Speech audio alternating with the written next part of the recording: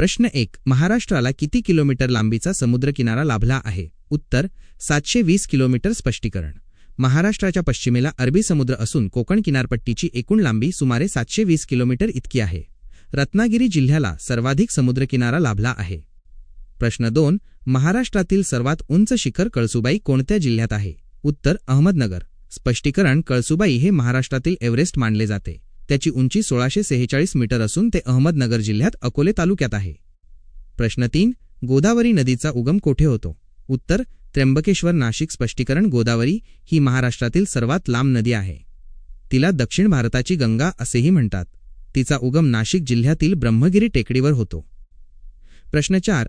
रेगूर मृदा कोणत्या पिकासाठी उपयुक्त असते? उत्तर कापूस. स्पष्टीकरण. रेगूर मृदेला काळी कसदार मृदा असेही म्हणतात. ही मृदा ओलावा धरून ठेवते, म्हणून ती कापसाच्या पिकासाठी अत्यंत गुणकारी असते. प्रश्न 5.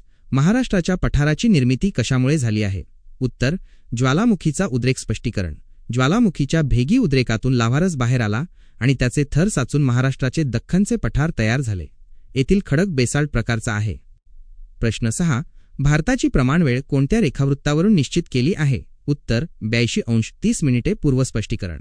भारताची प्रमाणवेळ ही अलाहाबाद म्हणजेच आताचे प्रयागराज जवळून जाणाऱ्या 82.5° पूर्व रेखावृत्तावरून ठरवली जाते. प्रश्न 7. भारतातील सर्वात प्राचीन पर्वत कोणता आहे? उत्तर अरवली पर्वत.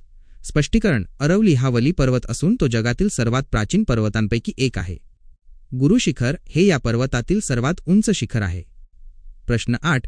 माथेरान हे थंड हवेचे ठिकाण कोणत्या जिल्ह्यात आहे? उत्तर रायगड. स्पष्टीकरण. माथेरान हे आशियातील एकमेव वाहनमुक्त थंड हवेचे ठिकाण आहे. हे ठिकाण मुंबई आणि पुणे या दोन्ही शहरांच्या जवळ असल्याने पर्यटकांची पसंती असते. प्रश्न 9. ताडोबा अंधारी व्याघ्र प्रकल्प कोणत्या जिल्ह्यात आहे? उत्तर चंद्रपूर. स्पष्टीकरण. ताडोबा हे महाराष्ट्रातील सर्वात जुने आणि मोठे राष्ट्रीय उद्यान आहे. वाघांसाठी हे जंगल प्रसिद्ध असून याला विदर्भाचे प्रवेशद्वार मानले जाते. प्रश्न 10. लोकसंख्येच्या दृष्टीने महाराष्ट्राचा भारतात कितवा क्रमांक लागतो? उत्तर 2. स्पष्टीकरण. 2011च्या जनगणनेनुसार उत्तर प्रदेश हे पहिल्या क्रमांकावर असून महाराष्ट्र दुसऱ्या क्रमांकावर आहे. प्रश्न 11. कोकण रेल्वेची महाराष्ट्रातील लांबी किती आहे? उत्तर 382 किलोमीटर. स्पष्टीकरण. कोकण रेल्वेचा मार्ग रोहा ते मंगलोर असा आहे.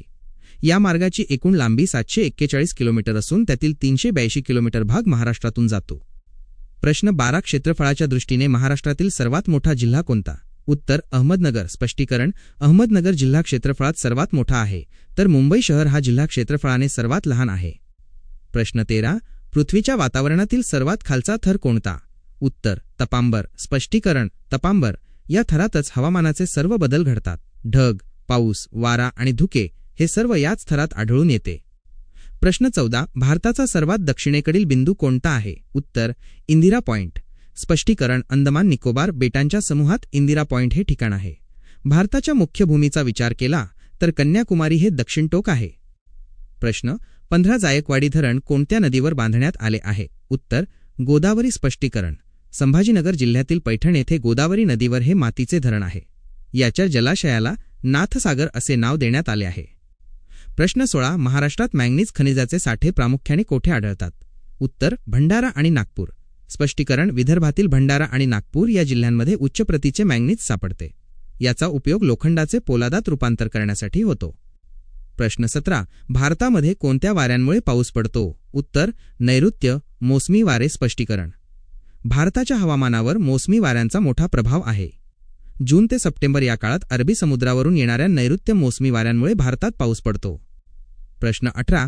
जगातील सर्वात खोल गर्ता कोणती आहे? उत्तर मरियाना गर्ता. स्पष्टीकरण. पॅसिफिक महासागरात असलेली मरियाना गर्ता ही जगातील सर्वात खोल जागा आहे.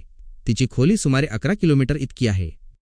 प्रश्न 19. महाराष्ट्राची उपराजधानी कोणती आहे? उत्तर नागपूर. स्पष्टीकरण. नागपूर हे संत्र्यांसाठी प्रसिद्ध आहे.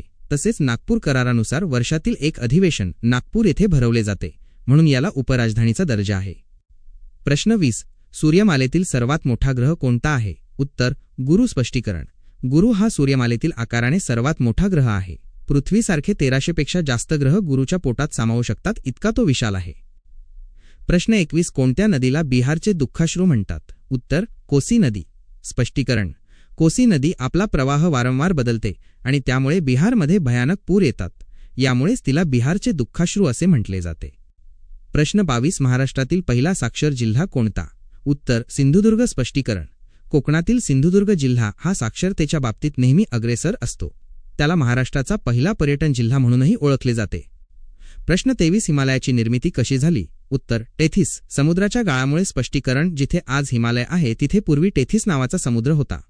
भारतीय पठार आणि युरेशियन पठार यांच्या दाबामुळे समुद्रातील गाळवर उचलला गेला आणि हिमालय तयार झाला. प्रश्न 24 जगातील सर्वात मोठे गोड्या पाण्याचे सरोवर कोणते? उत्तर लेक सुपिरियर. स्पष्टीकरण: हे सरोवर उत्तर अमेरिकेत आहे. भारताचा विचार केल्यास जम्मू काश्मीरमधील वुलर सरोवर हे गोड्या पाण्याचे सर्वात मोठे सरोवर आहे. प्रश्न 25 महाराष्ट्रात सर्वात जास्त वनांचे प्रमाण कोणत्या जिल्ह्यात आहे? उत्तर गडचिरोली. स्पष्टीकरण: गडचिरोली जिल्ह्यात वनांचे क्षेत्र सर्वाधिक आहे. त्यामुळेच या जिल्ह्याची लोकसंख्या घनता देखील सर्वात कमी आहे. प्रश्न 26 आंबोली घाट कोणत्या 2 शहरांना जोडतो? उत्तर सावंतवाडी आणि बेळगाव. स्पष्टीकरण: कोकणातून कोल्हापूर किंवा बेळगावला जाताना आंबोली घाट लागतो. आंबोली हे महाराष्ट्रात सर्वाधिक पाऊस पडणारे ठिकाण आहे. प्रश्न 27 नर्मदा नदी कोणत्या दिशेकडे वाहते? उत्तर पश्चिम दिशा. स्पष्टीकरण: नर्मदा ही पश्चिम वाहिनी नदी आहे. ती मध्य प्रदेशात अमरकंटक येथे उगम पावते आणि महाराष्ट्राच्या सीमेवरून वाहत जाऊन अरबी समुद्राला मिळते. प्रश्न 28 पृथ्वी स्वतःभोवती फिरते. या गतीला काय म्हणतात? उत्तर परिवलन. स्पष्टीकरण: पृथ्वी स्वतःभोवती फिरते त्याला परिवलन म्हणतात, ज्यामुळे दिवस आणि रात्र होतात. पृथ्वी सूर्याभोवती फिरते त्याला परिभ्रमण म्हणतात. प्रश्न 29 लोणार सरोवर कोणत्या जिल्ह्यात आहे? उत्तर बुलढाणा. स्पष्टीकरण: उल्कापातामुळे तयार झालेले हे जगातील एकमेव खाऱ्या पाण्याचे सरोवर आहे. याचा आकार एखाद्या वाटीसारखा असून पाण्याचा रंग अधूनमधून गुलाबी होतो. प्रश्न 30 भारताचे मानक रेखावृत्त किती राज्यांमधून जाते? उत्तर 5 राज्ये. स्पष्टीकरण: भारताची प्रमाणवेळ ठरवणारे रेखावृत्त उत्तर प्रदेश, मध्य प्रदेश, छत्तीसगड, ओडिशा आणि आंध्र प्रदेश या 5 राज्यांमधून जाते.